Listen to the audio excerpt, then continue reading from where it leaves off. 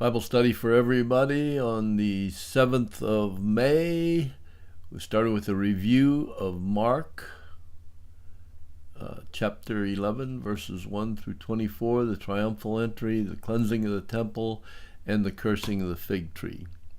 I was in error 2 weeks ago when I said that the cursing of the fig tree only occurred in the Gospel of Mark. It also occurs in the Gospel of Matthew 21, 18 through 22, as you see here.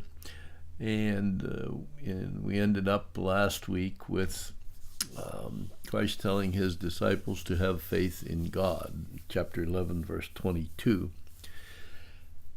Have faith in God as opposed to, well, quite frankly, anything. Having faith in your church, in people, in your finances, in your ability to do it yourself, have faith in God.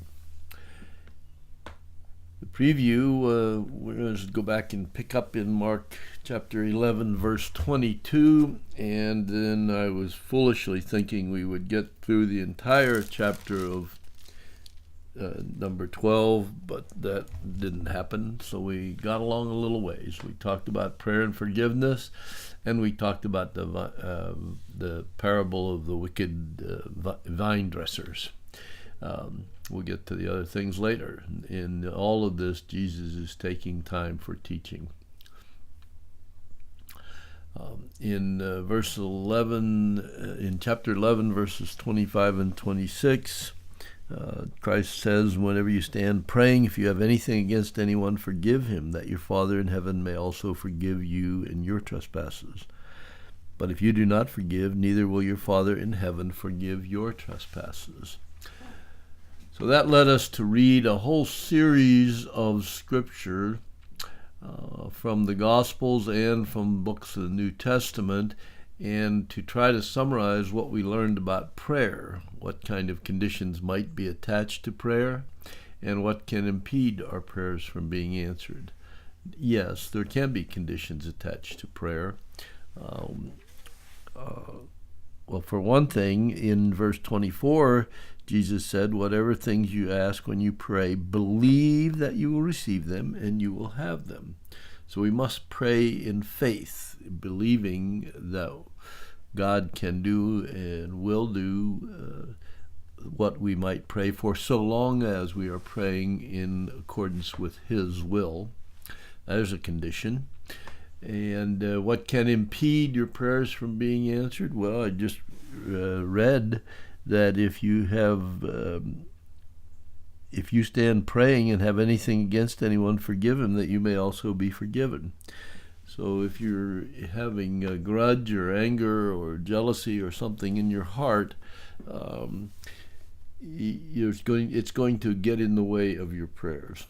God is love, and if we have those kinds of animosities in our heart, then it's very hard for us to approach him without some influence from that.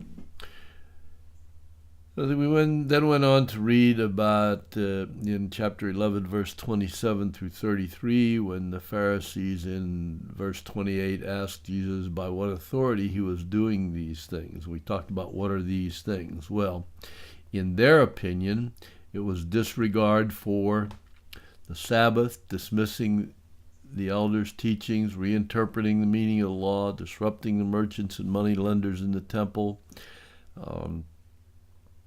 all those sorts of things, which then led Jesus to say to them, the baptism of John, was it from heaven or from men? And he kind of had them skewered on the horns of a dilemma, because if they said it was from God, then he would ask, why didn't you follow him? And if they said it was from men, they were going to cause a riot, because the people believed that John was a prophet. We also talked a little bit about on what basis people question authority of Jesus today, and there's a whole myriad of reasons, tradition, science, popular opinion, all those sorts of things. We then went on to Mark chapter 12, the parable of the wicked vine dressers.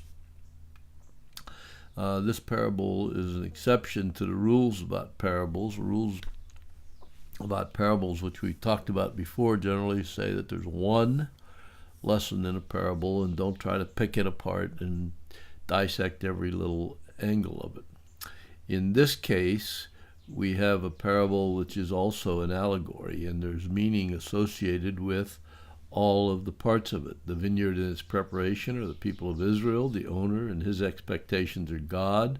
The owner's servants are the prophets. The tenant farmers are the religious leaders of the day.